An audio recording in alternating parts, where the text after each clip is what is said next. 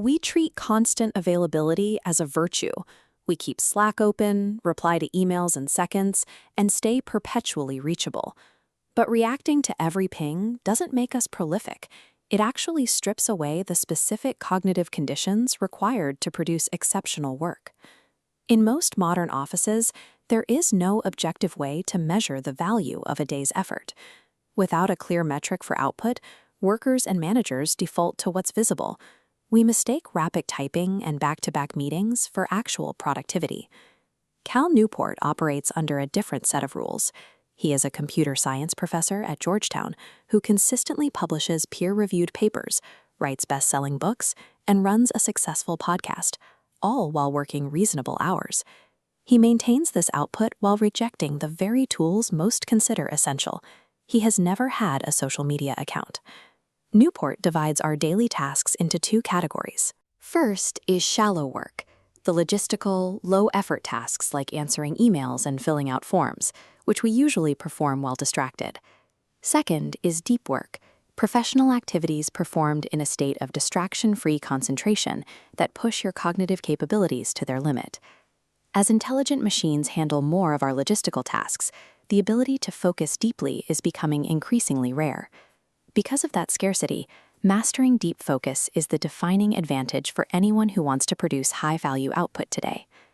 The modern economy disproportionately rewards three specific groups: those with the capital to invest, superstars who are the absolute best in their field, and high-skill workers who can creatively collaborate with complex technology. If you don't possess the capital to invest, your path into those winning groups is to master hard skills quickly and produce at an elite level. Both of those actions require intense, sustained concentration. This equation illustrates Newport's law of productivity. High-quality work produced equals the time spent multiplied by your intensity of focus. Most workers obsess over the time spent variable, logging longer and longer hours. They ignore the multiplier.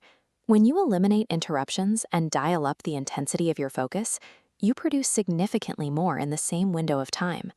Under this formula, 2 hours of pure, uninterrupted concentration will yield vastly superior results to 6 hours of fragmented effort split between a project file and a busy inbox. Knowing you should focus is insufficient.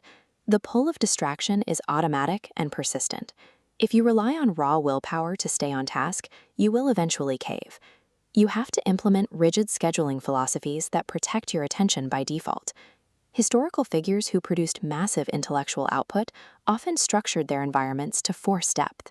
The psychoanalyst Carl Jung divided his time into two distinct modes. He maintained an active clinical practice in Zurich, but he would frequently disappear to a remote stone tower for weeks of uninterrupted writing.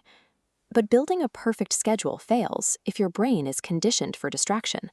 Whenever we feel a slight pang of boredom, like standing in line or waiting for a meeting to start, our immediate reflex is to pull out our phones.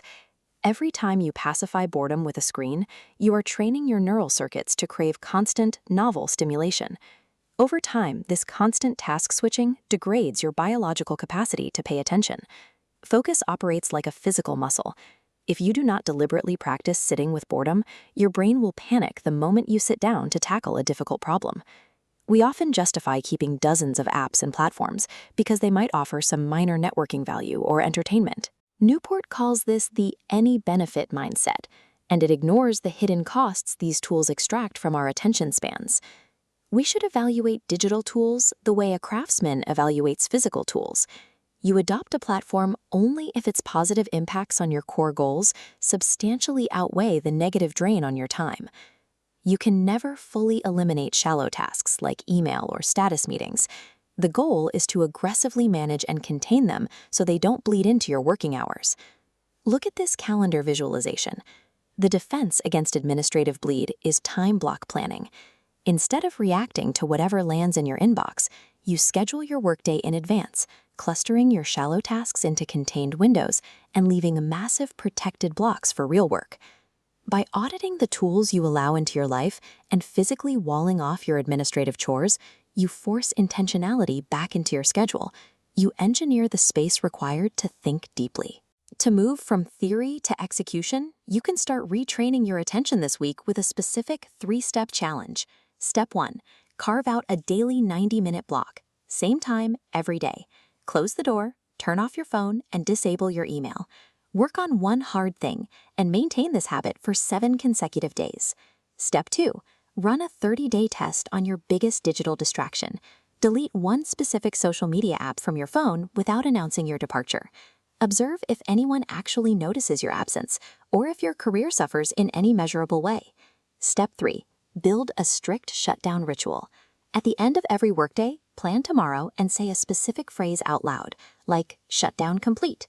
This creates a psychological boundary that signals to your brain that it is safe to fully disengage. Choosing depth is a deliberate, difficult act in a world designed to prevent it.